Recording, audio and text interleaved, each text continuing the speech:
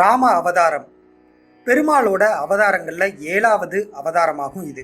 ரகுகுலத்துல தசரத சக்கரவர்த்திக்கு மகனாக திருமால் எடுத்த அவதாரம் தான் ராம அவதாரம். ஏகபத்தினி விரதனாக சீதாதேவியை மணந்தும் அரக்கன் ராவணனை சம்ஹாரம் செய்தும் தந்தை கொடுத்த சத்தியத்தை காப்பாற்றியதும் ராம அவதாரத்தோட சிறப்பு அம்சங்கள்.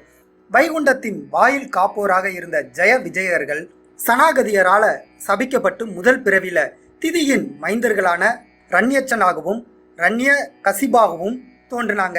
ரண்யச்சகனை வராக அவதாரம் எடுத்தும் இரண்ய கசிபுவை நரசிம்ம அவதாரம் எடுத்தும் ஸ்ரீமன் நாராயணன் வதைத்தார். 2வது பிறவில ராவணனும் கும்பகர்ணனுமாக பிறக்கிறாங்க.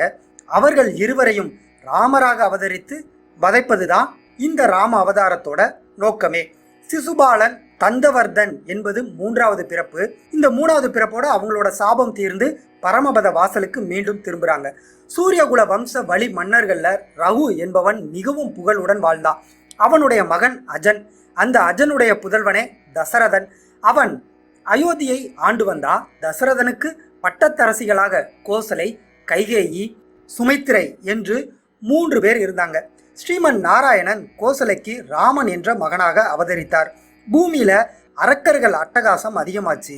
தேவர்களிடமும் அவர்கள் அட்டூழியங்கள் செய்து துன்பத்துக்கும் ஆளாக்குறாங்க.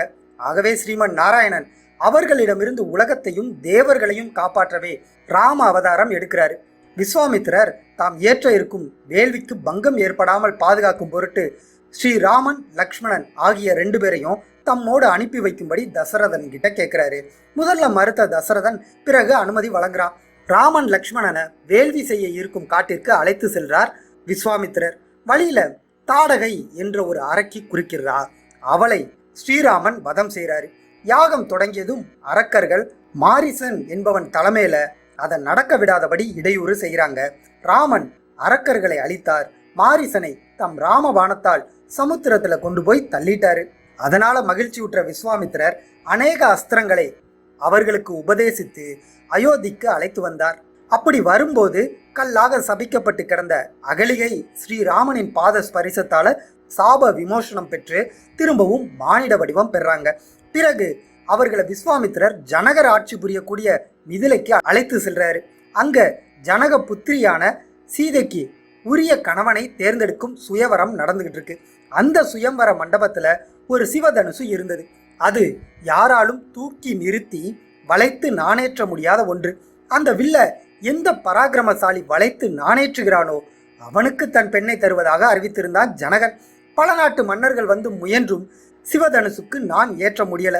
ஸ்ரீராமர் அதை வளைத்து நாணேற்றி காட்டவே அவருக்கு ஜனகன் சீதையை திருமணம் செய்து கொடுக்கிறாரு. திருமணம் முடிந்து தம் சுற்றம் சூழ அயோத்தி திரும்புகையில ராமனை பரசுராமர் எதிர்க்கிறாரு. அவர்கிட்ட இருந்த வில்ல ராமன் வளைத்து பரசுராமரின் அகந்தையை அடக்கிறாரு. நாடு திரும்பிய ஒரு சில நாட்கள் கழித்து தசரதன் தன் மகன் ஸ்ரீராமனுக்கு பட்டம் சூட்ட நினைக்கிறான். அதற்கான ஏற்பாடுகள் நடக்குது. அதனால ராமனின் சிற்றனை கைகேயி மிகவும் சந்தோஷமா இருந்தா. அப்படி அவள் மகிழ்ச்சியாக இருந்த சமயம் மந்தரை என்ற வேலைக்காரி கைகேயிட்ட துவேஷத்தை ஏற்படுத்துறா. ராமன் பட்டத்தரசன் ஆயிட்டா கோசலைக்கு பெருமையை ஒழிய கைகேயி உனக்கு எது பெருமை? மேலும் ஜனகர் புத்திரியான சீதை பட்டத்தரசி ஆவா. ஏற்கனவே உன் தந்தையார் நாடாகிய கேகய நாட்டிற்கு ஜனகர் பகைவர். இந்த நிலையில உன் பிறந்த இடம் தாக்கப்படலாம் அப்படின்னு சொல்லிட்டு கைகேயியோட மனசம் மாத்திரா. எனவே தசரதர் கைகேயிக்கு ஏற்கனவே தருவதா வாக்களிச்சிருந்த 2 வரங்களை பயன்படுத்தி ஒரு வரத்தால பரதன் ஆட்சி கட்டில் ஏறவும் மற்றொரு வரத்தால ராமன் 14 வருஷம் காட்டுக்கு போகணும் அப்படின்னும் தசரதன் கிட்ட வேண்டுமாறு மந்தரை சொல்லி கொடுக்குறா. மந்தரையின் தூண்டுதலால தசரதன் கிட்ட அவ்வாறே வரங்களை தற்போதே தரணும் அப்படின்னு கைகேயி கேட்கிறா. தசரதனுக்கு ராமன் மீது அளவிட முடியாத பாசம். கைகேயி கூட அப்படிதான் இருந்தா. ஆனா தற்போது இவள் மாறிவிட்டாளே அப்படின்னு வருந்துறாரு. தசரதன் எவ்வளவு கெஞ்சியும் அவளோட பிடிவாதத்தை மாற்ற மறுத்துட்டா. தந்தையின் நிலை கண்டு அவர் வாக்கை நிறைவேற்ற சித்தமானார் ராமன். பரதனுக்கு ஆட்சியை அளித்துவிட்டு ராமன் காட்டுக்கு போறாரு. அவரோட லக்ஷ்மணனும் சீதையும் உடன் போறாங்க. தன்னோட பிரியமான மகன் காட்டுக்கு போயிட்டானே அப்படிங்கிறது கேள்விப்பட்ட தசரதன் துயரம் தாங்காம உயிர் துறக்கிறான். அயோத்தி நகரமே சோகத்துல மூழ்கியது. காட்டுக்கு சென்ற ராமன் கங்கை கரையில குகனோட நட்பு கிடைக்குது. அவனோட உதவியால கங்கையை கடந்து பரத்வாஜா முனிவர் ஆசிரமத்திற்கு ராமன் வந்தாரு. அங்கு அவரது உபச்சாரத்தை ஏற்றுக்கொண்ட பின்னர் சித்திரக்கூடம் சென்று அங்கு பர்ணசாலையை அமைத்து கொண்டான். அங்கு ராமன், சீத்தை, லக்ஷ்மணன் மூவரும் தங்குறாங்க. இந்த நிகழ்ச்சிகள் எல்லாம் நடக்கும்போது பரதன் தன் தாய் வழிபாட்டன் நாடாகிய கேக்கைய நாட்டிற்கு போயிருந்தான். அயோத்திக்கு அவன் மீண்ட சமயம் தன்னை பெற்ற அன்னையின் பேராசையால் ஏற்பட்ட சம்பவங்களை தெரிந்து மிகவும் வருந்துறான். மூத்தவன் இருக்க நான் எப்படி முடிசூடுவது அப்படின்னு பட்டத்தை ஏற்க மறுத்துட்டான். அத்துடன் வனத்திற்கு சென்று சகோதரர்களை அழைத்து வர போனான். சித்திரக்கூடம் போன பரதன் தந்தையின் மரண செய்தியை சொல்லிட்டு அயோத்தி நாட்டை வந்து ராமன் தான் ஆளணும் அப்படின்னு வற்புறுத்துறான். ஆனா ராமன் மறுத்துட்டான். பின்பு அங்கேயே மிகவும் துயருற்ற ராமனும் சகோதரரும் தந்தைக்கு செய்ய வேண்டிய சடங்குகளை செய்தாங்க. பரதனிடம் ராமன், பரதா, உன் விருப்பப்படி நான் அயோத்திக்கு வருவது சரியல்ல. தந்தையின் வாக்கு பொய்யாகிவிடும். நானும் என் வாக்குறுதியை நிறைவேற்றத்தானே வனம் வந்திருக்கிறேன். அவருக்கு நீயும் மகன் என்ற முறையில் அயோத்தி சென்று மக்களுடைய நலத்தை பேணுவதில் அக்கறை செலுத்து அப்படின்னு சொல்றான். பரதனோ, அண்ணா, அயோத்தி அரசுக்கு உரியவர் தாங்கள். நீங்கள் அங்கு வராமல் நான் அயோத்திக்கு திரும்ப மாட்டேன் என்ற சபதம் எடுத்து இங்கு வந்திருக்கிறேன். ஆக தயவு செய்து தாங்கள் பட்டத்தை ஏற்றுக்கொள்ள வேண்டும் அப்படின்னு பரதன் பணிந்து உரைத்தான். தம்பி, அரசன் இல்லாத மக்கள் தவிப்பார்கள். உடனே நீ அயோத்திக்கு போக வேண்டும் அப்படின்னு ராமன் சொல்றான். அப்போ பரதன் அண்ணா, அப்படியானால் நான் உங்கள் ராஜ்யத்தை உங்கள் பிரதிநிதியாகவே ஆட்சி செய்வேன். அதற்காக தாங்கள் தங்களது பாதுகைகளை எனக்கு தந்தருள வேண்டும் அப்படின்னு பிரார்த்திக்கிறான். ராமன் பாதுகைகளை கொடுக்கிறாரு. அவற்றை தலைமேல் தாங்கி கொண்ட பரதன் அயோத்திக்கு போகல. ராமனின்றி தலைநகர் போவதில்லை என்று உறுதி கொண்டிருந்தனால நந்தி கிராமம் என்ற இடத்துக்கு போறான். ராமனுடைய பாதுகைகளை சிம்மாசனத்தில் வைத்து பூஜித்து அவருடைய பிரதிநிதியாகவே அரசு காரியங்களை மேற்கொண்டான். ஸ்ரீராமன், சீத்தை, லக்ஷ்மணனுடன் அத்திரி முனிவர் ஆசிரம் போறாரு. அங்கு தங்கி அவருடைய உபச்சாரங்களை ஏற்றுக்கொண்டு மீண்டும் தன் பயணத்தை தொடங்குறாரு. அவர்கள் செல்லும் வழியில விராதன் என்ற அரக்கன் குறுக்கிட்டான். அவனை அழித்துவிட்டு அகஸ்தியரோட ஆசிரமம் போறான். அங்கு அகஸ்தியர் வில்லும் அஸ்திரங்களும் கொடுத்து உதவி செய்கிறாரு. அங்கிருந்து கோதாவரி நதி தீரத்திற்கு போகும் வழியில பறவைகளின் அரசனான ஜடாயுவை சந்திக்கிறாரு. அவரோடு அளவலாவிய பின்னர் பஞ்சவடிக்கு வர்றாரு. பர்ணசாலை அமைத்து அவர்கள் மூவரும் அங்கு தங்கினாங்க. அந்த காட்டோட பெயர் தண்டகாருண்யம். ராமர் அங்கு சேர்ந்ததால அங்குள்ள முனிவர்கள் அரக்கர் பயமின்றி வாழ முடிந்தது. அங்கே ஒரு நாள் ராவணன் என்ற இலங்கேஸ்வரனுடைய தங்கை சூர்பனகை என்பவளை காண நேர்ந்தது. அவள் ராமருடைய அழகை கண்டு மயங்குறா. அவரை அடைய ஆசைப்படுறா. ஆயினும் தன்னிலும் அழகு மிகுந்த சீதை அவன் கூட இருக்கும் வர தன் ஆசை நிறைவேறாது அப்படிங்கிற முடிவுக்கு சூர்பனகை வர்றா. பேரழகியாக வடிவம் தாங்கி பஞ்சவடிக்குள்ள நுழைறா சூர்பனகை. லக்ஷ்மணனுக்கு அவளுடைய தீய எண்ணம் தெரிய வந்தது. அதனால அவன் அவளுடைய மூக்கையும் காதுகளையும் அறுத்து அவளை அவமானப்படுத்தி விரட்டி அடிக்கிறான். இதை அவளுக்கு பக்கத்தில் இருந்த கரண், தூசணன் என்ற 2 சகோதரர்களுக்கும் தெரிவிக்கிறார். அவர்கள் தம் சகோதரிக்கு ஏற்பட்ட அவமானத்தை பொறுக்க முடியாம ராம லட்சுமணனை கொன்று விடுவதாக கூறி அவர்களுடன் போரிட வந்தாங்க. ராமர் தன்னந்தனியாகவே இருந்து மிகவும் குறுகிய காலத்துல அவர்கள் இருவரையும் சம்ஹாரம் செய்கிறாரு. சூர்பனகை உடனே இலங்கைக்கு ஓடுறா. ராவணனாகிய தன் சகோதரனிடம் கர தூசணாதியர் ராமனால் வதம் செய்யப்பட்டதையும் தன் காது மூக்கு அறுக்கப்பட்டதையும் உள்ளமுருக எடுத்து சொல்றா. அத்தோடு அவள் நிறுத்தினாளா? இல்லை. ராமன் மனைவி சீத்தை பேரழகி. அந்த அழகு பிம்பத்தை அவன் அடைய வேண்டும் என்று ஆசைக்கணல் அவன் உள்ளத்துல தோன்றும்படி எடுத்து சொல்றா. இதை கேட்டதும் சீதையை அபகரித்து கொண்டு வந்து தன் அந்தப்புறத்தில் வைத்து கொள்ளணும் அப்படின்னு ராவணன் தீர்மானிக்கிறான். மாய வேலைகள் செய்வதில் அதிசாதுரியமான மாரிசன் என்ற அரக்கனை பொன்மான் உருகொண்டு பஞ்சவடியில திரிய சொன்னா. அப்படி மானாக திரிந்து ராம லக்ஷ்மணர்களை அங்கிருந்து சிறிது தூரம் தள்ளி அழைத்து செல்லுமாறு ஏற்பாடு செய்தான். அவ்வாறே மாரிசன் பொன் மானாக மாறினா. பஞ்சவடிக்கு சென்று ராமர் சீத்தை உள்ள பர்ணசாலை பக்கம் நடமாடுறான். தங்கமயமாக மின்னும் பொன்மானை கண்ட சீத்தை அதை தனக்கு பிடித்து தருமாறு ராமன் கிட்ட கேட்கிறா. லக்ஷ்மணனோ, தேவி, அது உண்மையான மானல்ல, உங்களையும் மற்றோரையும் ஏமாற்ற வந்த மாயமான் அப்படின்னு சொல்றான். சீத்தை அதை ஏற்கல. ஸ்ரீராமர் பர்ணசாலையில் லக்ஷ்மணனை காவலாக இருக்கும்படி சொல்லிட்டு மான துரத்திட்டு போறாரு. கையில வில்லோடு தன்னை தொடர்ந்து வரும் ஸ்ரீராமனிடம் அகப்படாத மாயமான் அவனை வெகு தூரம் இழுத்து சென்றது. அலைச்சல்னால கோபம் வந்த ராமன் ஒரு அம்பு விட்டு அழகிய மானை கொன்றார். மாரிசன் உயிர் விடும்போது ராமனுடைய குரலை போன்று மாற்றிக்கொண்டு ஹே லக்ஷ்மணா, ஹே சீதா என்று அலறியபடியே உயிரை விட்டான். சீதை பர்ணசாலையில் இருந்தாலும் அவளுக்கு அந்த குரல் கேட்டது. அவள் அதனால் வேர்த்து வெளவெளத்து போய், லக்ஷ்மணா, உன் அண்ணனுக்கு ஏதோ ஆபத்து என்று நினைக்கிறேன், நீ சீக்கிரம் போய் பார் அப்படின்னு லக்ஷ்மணனை அங்கிருந்து போய் பார்த்து வரும்படி வேண்டா. தேவி, இது அந்த மாயமானுடைய குரல். என் சகோதரனை வெல்பவர் இந்த பூமியில் யாரும் கிடையாது. ஆகவே கவலை வேண்டாம் அப்படின்னு லக்ஷ்மணன் சொல்றான். இப்படி சொன்னதும் அவளுக்கு கோபமும் ஆத்திரமும் வருது. லக்ஷ்மணா, நான் சொல்வதை கேள். நீ உடனே ஓடி சென்று உன் அண்ணனுக்கு என்ன நேர்ந்தது என்று பார் அப்படின்னு ஆவேசமா கூறுறா. சீதைய பர்ணசாலையில் தனியே விட்டுவிட்டு தன் அண்ணனை தேடி சென்றான் லக்ஷ்மணன். அந்த சமயம் பஞ்சவடியில ராவணன் ஏற்கனவே வந்து பதுங்கி இருந்தான். ஒரு சன்னியாசியாக பர்ணசாலைக்குள் வந்து பிச்சை கேட்டான். சீதை பிச்சை இட வந்தால் அப்படியே அவளை கவர்ந்து கொண்டு விமானத்தில் ஏறி பறந்து போனான். பறக்கும் ஆகாய வீதியில பறவைகளின் அரசனான ஜடாயு வந்து ராவணனை தாக்குறான். ராவணனோ ஜடாயுவை அடித்து பலமான காயங்களை ஏற்படுத்திவிட்டு அவனை கீழே தள்ளிட்டு நேர இலங்கைக்கு போயிட்டான். மாரீசனை கொன்ற ராமன் பர்ணசாலைக்கு திரும்பினான். அங்கு வரும் வழியில லக்ஷ்மணன் தங்களுக்கு ஏதோ ஆபத்து என பார்த்து வரும்படி சீதாதேவி என்னை அனுப்புனாங்க அப்படின்னு ராமன் கிட்ட சொல்றான். இருவரும் பெருத்த கலக்கமுற்று பர்ணசாலைக்கு திரும்பி வர்றாங்க. அங்கு சீத்தை இல்லாததை கண்டு கலக்கமுடுறாங்க. இருவரும் சீத்தையை வனாந்திரம் முழுவதும் தேடுறாங்க. அப்பொழுது பலத்த காயங்களுடன் ஜடாயு உயிருக்கு போராடி கொண்டிருப்பதை பார்க்குறாங்க. ஜடாயுவை தன் மடியில் கிடத்தினார் ராமன். ராவணன் சீதையை கடத்தி சென்றதை அறிவித்துவிட்டு உயிரை நீத்தார் ஜடாயு. ஜடாயுவுக்கு ஈம சடங்குகளை எல்லாம் செய்துவிட்டு ராமனும் லக்ஷ்மணனும் அங்கிருந்து கிளம்புறாங்க. கபந்தன் என்ற ஒரு அரக்கன் அவர்களை இடைமறிக்கிறான். அவனோ பிறப்பால் அரக்கன் கிடையாது. சாபத்தின் காரணமாக அவன் அரக்கனாகி திரிந்தான். அவனை அவர்கள் வதம் செய்யவே சாப விமோசனம் பெற்றான். சாப விமோசனம் ஆனதும் அவன் உடல் தேஜோமயமாக திகழ்ந்தது. அந்த ஒளிமிக்க உடலுடன் அவர்களை வலம் வந்து வணங்கி அவர்களை சபரியிடம் போகுமாறு வேண்டா. அவர்கள் சபரியிடம் போறாங்க.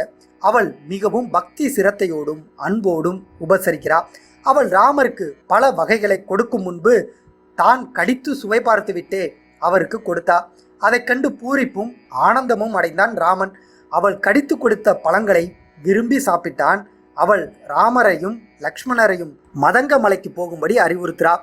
மேலும் அங்கு சென்றால் அந்த மலையை சேர்ந்த சுக்ரீவன், அனுமன் முதலியோர் சீதையை மீட்க பெரிதும் உதவுவார்கள் அப்படின்னு சொல்றா.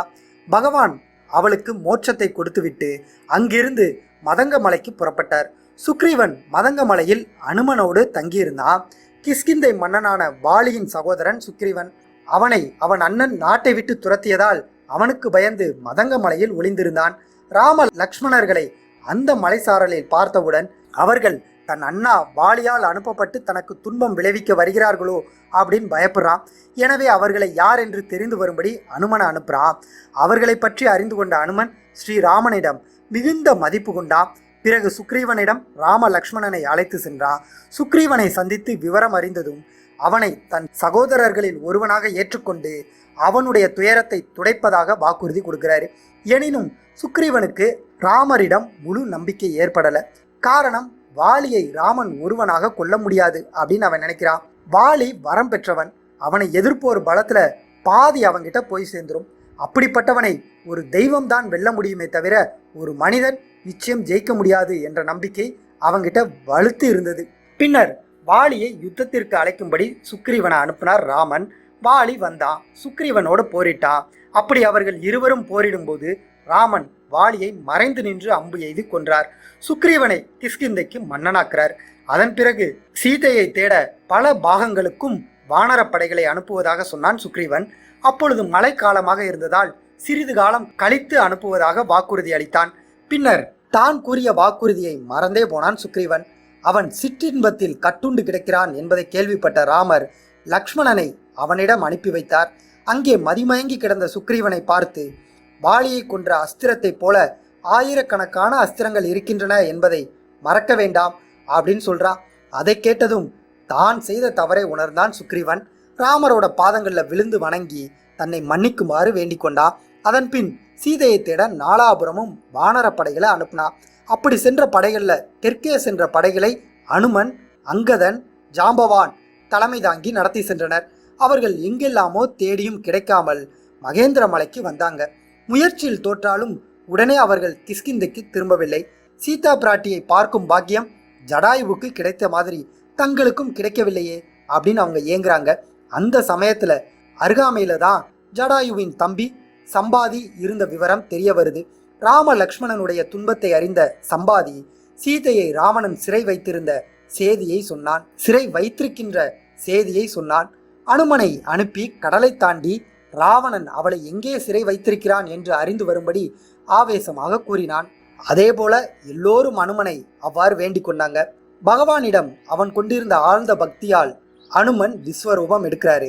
கடலை தாண்டி இலங்கையை அடைந்து அங்கு சீதையை நெடுக தேடுறாரு. கடைசியாக அசோக வனத்துக்குள் அனுமன் போனதும் அங்கே சீதா ஸ்ரீராமரை நினைத்து வருந்தி அழுது கொண்டு இருந்தாள். இதை கண்ட அனுமன் மிகவும் வருந்துறாரு. அவளை சுற்றி காவலில் இருந்த பெண்கள் அயர்ந்து தூங்கிக் கொண்டிருந்த போது சீதாதேவியை நேரில் பணிந்து தொழுதான். தான் யார் என்பதை அவளிடம் எடுத்து கூறினான். மேலும் தங்களைத்தான் நான் தேடி வந்துள்ளேன், அதற்கு அடையாளமாக ஸ்ரீராமர் கொடுத்து அனுப்பிய கணையாளையை கொடுத்து வணங்கினான். அதை தன் கைகளில் வாங்கி கண்களில் ஒற்றிக்கொண்ட சீதா எம்பெருமானுடைய கணையாளியை பெற்று மகிழ்ந்த சீதா தன்னிடம் இருந்த சூடாமணியை அனுமனிடம் கொடுத்தாள். பின்பு இலங்கையில் தான் இருக்கும் நிலைமையை எடுத்து கூறி பிரபுவை தயவு செய்து சீக்கிரம் வந்து என்னை சிறை மீட்க சொல்வாயாக அப்படின்னு வேண்டிக்கிறா. அவளை பார்த்து விட்டோம் என்ற களிப்பில் உடனே அனுமன் திரும்பல. ராவணன் கோட்டைக்குள் இருக்கின்ற நிலைமையையும் தெரிந்து கொண்டு போக வேண்டும் என்ற எண்ணம் இருந்தது. இதனால ராவணனுடைய அசோகவனத்தை அழிக்கும் வேளையில இறங்கினா. இந்த செய்தி ராவணன் காதுக்கு எட்டுது. உடனே அந்த வானரத்தை பிடித்து வருமாறு தன் சேனைகளை அனுப்புறான். அனுமன் அவர்களை ஒரு சில கனப்பொழுதில் மாய்த்து விட்டார். அதனால் சீற்றம் கொண்ட ராவணன் மகன் இந்திரஜித்தே நேரில் புறப்பட்டு அசோகவனத்திற்கு வந்தான். அவன் தன்னுடைய பிரம்ம அஸ்திரத்தினால் அனுமனை கட்டி இழுத்து வந்து ராவணன் அவையில் நிறுத்தினான். அப்பொழுது அவனை பார்த்து ராவணன், அத்துமீறி அட்டகாசம் செய்யும் வானரமே, நீ யார் அப்படின்னு வினாவுறா. அனுமன் வந்து, என் பெயர் அனுமன், நான் கோசல நாட்டு மன்னன் ஸ்ரீராமனுடைய தூதன், அதோடு கிஷ்கிந்தை அரசன் சுக்ரீவனுடைய தாசன் என்று தன்னை அறிமுகம் செய்து கொண்டு மேலும் ராவணனிடம், ஏ ராவணா, நீ புத்தி கெட்டு போய் தேவி சீதாவை அசோகவனத்தில் சிறை வைத்திருக்கிறாய். இனியும் நீ தாமதியாமல் ஸ்ரீதேவியை எம்பெருமானிடம் ஒப்படைத்து விடு, அவர் உன்னை மன்னித்து உனக்கு திரு அருள் தருவார் அப்படின்னு எடுத்து சொல்றான். அப்பொழுது ராவணன், அவனை கொன்று விடுங்கள் அப்படின்னு சொல்றான். தூதனாக வந்த அனுமனை நாம் கொல்வது தர்மம் அல்ல என்றான் ராவணன் தம்பி விபீஷ்ணன். உடனே இலங்கேஸ்வரன் தன் ஆட்களை அழைத்து ஏதாவது அவமானம் செய்து அனுமனை அனுப்ப வேண்டும் அப்படின்னு சொல்லிட்டு அனுமன் வாள்ல தீ வைத்து அவனை விரட்டி விடுங்கள் அப்படின்னு கட்டளையிட்டா. அனுமனோ வாளில் இருந்த நெருப்பை கொண்டு இலங்கையை எரித்துவிட்டு மகேந்திரமலைக்கு திரும்புறாரு. அங்கிருந்து எல்லோருமாக ஸ்ரீராமரை அடைகிறாங்க. கண்டேன் தேவியை என்று அனுமன் ஸ்ரீராமரிடம் சொல்லிவிட்டு அவள் அடையாளமாக கொடுத்து அனுப்பிய சூடாமணியை கொடுக்கிறான். தேவியின் சூடாமணியை கண்டதும் ராமர் கண்ணீர் விட்டாரு. சீதா தேவியின் நிரு ஆதரவான நிலையை நினைத்து பெரிதும் வருந்துறாரு. சுக்ரீவனை அழைத்து யுத்தத்திற்கு தயாராகும்படி கேட்டுக்கொண்டார். வானர சேனைகளுடன் அனைவரும் புறப்பட்டு சமுத்திரக்கரைக்கு வந்து சேர்ந்தாங்க. ராமனிடம் கொண்டிருந்த அன்பு காரணமாக சமுத்திரத்தில் மலைகளையும் பாறைகளையும் போட்டு இலங்கைக்கு போய் சேர பாலம் அமைத்தார்கள். அதன் வழியே அனைவரும் இலங்கை தீவுக்கு போய் சேர்ந்தாங்க. ராவணனுடைய தம்பி விபீஷ்ணன் அசுரகுலத்தில் பிறந்திருந்தாலும் தன் சகோதரன் தர்மத்திற்கு விரோதமாக பிறர் மனைவியை சிறை எடுத்து வந்திருப்பதை அவனால் பொறுத்து கொள்ள முடியல. ஆகவே அவன் தன் அண்ணனிடம் தர்மங்களை எடுத்து சொன்னான். அண்ணா, நீ இன்று சீரும் சிறப்புமாக இருக்க காரணம் பரமேஸ்வரனாகிய சிவபெருமானிடம் நீ பெற்ற வரம். அவரும் உனது ஈனச் செயலை ஒருபோதும் ஏற்றுக்கொள்ள மாட்டார். பிறர் மனைவியை விரும்புவது தகாது என்று சாஸ்திரங்கள் சொல்கின்றன. ஆகவே இத்தகைய பாதக செயலை விட்டுவிட்டு சீதா தேவியை நாம் ராமரிடம் ஒப்படைத்துவிட்டு சரணடைவோம். அவர் நம்மை மன்னித்து அருள்வார் அப்படின்னு சொல்றான். ராவணன் கோபமாக விபீஷ்ணனை பார்த்து, அசுர குலத்துக்கே நீ இழுக்கு, நீ கூறுவதை என்னால் ஏற்றுக்கொள்ள முடியாது அப்படின்னு சொல்றான். இனியும் இவன் கூட இருக்கிறது பாதகம் அப்படின்னு நினைச்ச விபீஷ்ணன் ராமன் கிட்ட சரண் புகுந்தான். அப்போதே ராமன் இலங்கையை அவனுக்கு கொடுத்து முடிசூட்டி வைத்தார். யுத்தம் தொடங்கும் முன் ஒருவேளை அரக்கர்கள் குணம் மாறலாம் என்று நினைத்து ராமன் ராவணனிடம் அங்கதனை தூது அனுப்புறான். ராவணனோ சீதையை விடுவிக்க முடியாது என்று பிடிவாதமா மறுத்துட்டான். யுத்தம் மூண்டது. வானர சேனைகள் அரக்கர் கூட்டத்தை துவம்சம் செய்கிறாங்க. ராவணன் தன் படைகளுடன் ராமனை எதிர்த்தான். அவனுடைய சேனைகள் அனைத்தையும் வீழ்த்தி வில்லை முறித்து யுத்த களத்தில் ராவணனை தலைகுனிய செய்தார் ராமன். நிராயுதபாணியாக இலங்கேஸ்வரன் நின்றபோது, இன்று போய் நாளை படை திரட்டி மீண்டும் வா அப்படின்னு சொல்லி அவகாசம் கொடுத்து அனுப்பினார் ராமன். அவமானம் தாங்க முடியாத ராவணன் அரக்கர் சேனையை ஒன்று திரட்டி தன் தம்பி கும்பகர்ணனை போர்க்களத்திற்கு அனுப்புறான். அவனும் வதம் செய்யப்பட்டதும் தன் குமரன் அதிகாயனை அனுப்புறான். அவனும் கொல்லப்பட்டதும் இந்திரஜித் யுத்த களத்துக்கு வர்றான். இந்திரஜித் லக்ஷ்மணனையும் மற்ற வீரர்களையும் நாக பாசத்தால் கட்டினான். கருடன் பிரத்யட்சமாக அந்த பாசத்தை அறுத்து அத்தனை பேரையும் விடுவிக்கிறாரு. மறுபடியும் இந்திரஜித் அவர்களை பிரம்ம அஸ்திரத்தால் கட்டுறான்.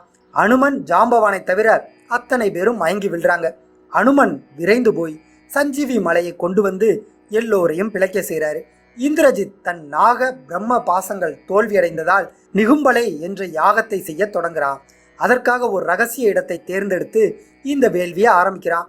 அதனால யாராலும் தன்னை கொல்ல முடியாத வரம்பெற்று போர் முனைக்கு வர ஆயுத்தம் ஆகிறான். இதை அறிந்த விபீஷ்ணன் ராம லக்ஷ்மணர்களிடம் விபரத்தை சொல்லி ரகசிய இடத்திற்கு அவர்களை அழைத்து சென்று யாகத்தை தடுத்து இந்திரஜித்தை வதம் செய்கிறாங்க. தன் மகன் இந்திரஜித் இறந்துவிட்டான் என்ற செய்தி கேட்ட ராவணன் ஆடி போயிட்டான். எனினும் ஸ்ரீராமனிடம் அவன் பணிய விரும்பல. தன் முழு பலத்தை திரட்டி கொண்டு போருக்கு வந்தான். தமது பாணத்தால் ராவணனை சம்ஹாரம் செய்தார் ராமன். அப்பொழுது தேவர்கள் அவர் மீது மலர் மாறி பொழிகிறாங்க. கற்பகாலம் ஜீவித்திருக்க விபீஷ்ணனுக்கு அனுகிரகம் செய்து இலங்கை மன்னனாக முடிசூட்டி வைத்தார் ராமர். பின்னர் அனைவரும் அயோத்திக்கு ராமர் சீத்தையுடன் புஷ்ப விமானத்தில் செல்லும் வழியில் கிஷ்கிந்தையிலும் பரத்வாஜர் ஆசிரமத்திலும் தங்கி சென்றாங்க. அயோத்தியே மகிழ்ச்சி கடல்ல ஆழ்ந்திருந்தது. பரதன் ஸ்ரீராமரை சிங்காசனத்தில் அமர்த்தினான். வசிஷ்டர் முதலான ரிஷிகள் ராமனுக்கு புனித நீரால் அபிஷேகம் செய்து மகுடாபிஷேகம் செய்து வைக்கிறாங்க. ஸ்ரீராமர் சீத்தையுடன் தர்ம நெறி வலுவாது பல ஆண்டுகள் ராஜ்ய பரிபாலனம் செய்து வர்றாரு. கோசலை நாடு சீரும் சிறப்பும் பெற்று திகழ்ந்தது. ஒரு நாள் ராமர் நகர்வலம் வந்தார். அங்கே ஒரு வீட்டில் உள்ளவர்கள் தம்மை பற்றி பேசுவதை கேட்டார். அங்கே சீதா தேவியை பற்றி தவறான விவாதம் நடந்து கொண்டிருப்பதை கேட்டார். அந்த வார்த்தைகள் ராமனுடைய நெஞ்சில் முள் போல் குத்தியது. தர்மத்திற்கு எடுத்துக்காட்டாக வாழ்ந்து வந்த நாம் இப்படி ஒரு விஷயத்தை எண்ணி பார்க்கவில்லையே அப்படின்னு துயருற்றார். இதன் காரணமாக உலக நிந்தனைக்கு பயந்து கர்ப்பிணியான தன் சீத்தையை காட்டில் கொண்டு போய் விட்டு வர லக்ஷ்மணனை பணிந்தார். தாங்க முடியாத துயரத்துடன் வந்த ஜானகியை வால்மீகி தன் ஆசிரமத்தில் தங்க செய்து அவளை நன்கு கவனித்து கொண்டார். அவர்களுக்கு இரட்டை குழந்தைகள் பிறக்குது. அந்த குழந்தைகளுக்கு லவன், குசன் என்று பெயரிட்டார் வால்மீகி. அதே சமயத்தில் அயோத்தியில் லக்ஷ்மணனுக்கு புதன், சந்திரகேது, பரதனுக்கு தட்சன், புஷ்கரன், சத்ருகனுக்கு சுதாகு, ஸ்ருதசேனன் என பிள்ளைகள் பிறந்தாங்க. பரதன் திக் விஜயம் செய்து கந்தவர்களை வென்று ஏராளமான செல்வங்களை கொண்டு வந்து ராமனிடம் சமர்ப்பித்தான். சத்ருகன் லவணன் என்ற ஒரு அரக்கனை வதம் செய்தான். அவன் மதுவனத்தில் மதுரை என்ற ஒரு பட்டினத்தை உண்டாக்கினான். வால்மீகி மகரிஷி ராமனுடைய சரீரத்தை ராமாயணம் என்ற பெயரில் ஏற்றி அதை லவ குசனுக்கு சொல்லி வந்தார்.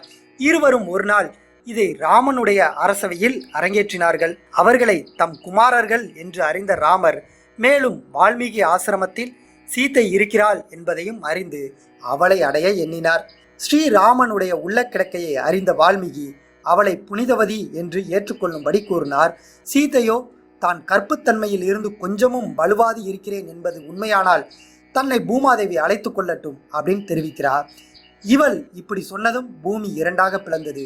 அதன் உள்ளிருந்து பூமாதேவி வெளிப்பட்டு சீத்தையை தன் இரு கைகளில் ஏந்தியவளாக அழைத்து கொண்டு மறைந்தாள். தன் விருப்பத்திற்கு மாறாக பூமாதேவி தன் தர்ம பத்தினியை பிரித்து சென்று விட்டாள் அப்படின்னு ராமர் கோபம் அடைகிறாரு. அப்பொழுது பிரம்மதேவன் தோன்றி ராமனை சமாதானப்படுத்தி சீதாதேவியின் பூலோக வாசம் முற்று பெற்றது. அவள் வைகுண்டத்தில் உங்கள் வருகைக்காக காத்திருப்பாள் அப்படின்னு பிரம்மா சொன்னார். அதன் பிறகு ராமர் சாந்தமடைகிறாரு. ராமர் தன் புதல்வர்கள் லவன், குசனை ஏற்றுக்கொண்டார். 13,000 ஆண்டுகள் ராமர் ஆட்சி செய்துவிட்டு ராஜ்யத்தை தன் புத்திரர்களுக்கும் தமது சகோதரர்களின் பிள்ளைகளுக்கும் பகிர்ந்தளித்தார். அதன் பிறகு சராயு நதியில் இறங்கி வைகுண்டம் சேர்ந்தார். அவரை பின்தொடர்ந்து சங்கு சக்கர அம்சங்களான சத்ருகன், பரதன், ஆதிசேஷன் அம்சமான லக்ஷ்மணன் பூலோகத்தை விட்டு வைகுண்டம் வந்து சேர்ந்தார்கள்.